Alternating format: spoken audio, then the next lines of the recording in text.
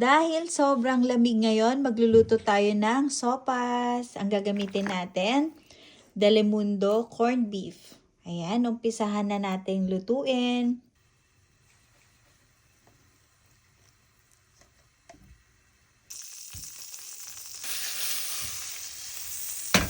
Lalagyan na natin yung garlic at onion. Igigisa lang natin itong mabuti.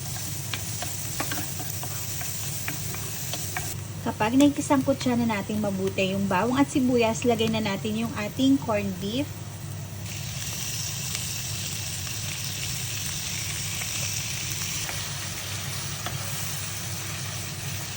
Sunod, maglalagay na tayo dito ng tubig.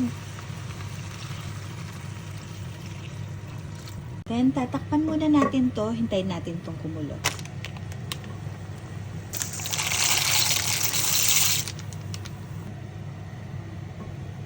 Sunod na natin ilagay yung carrots, celery,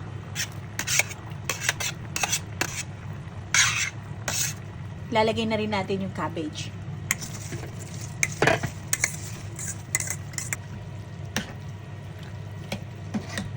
Ay na tayo magdadagdag dito ng gatas.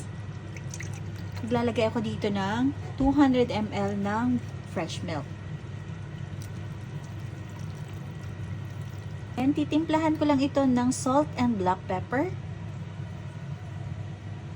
Mag-a-add lang po ako dito ng konting patis. Malapit na po itong maluto. Lalagay na rin natin yung spring onions. Sobrang sarap.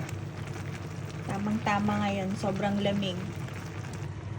Ayan, luto na po yung ating sopas.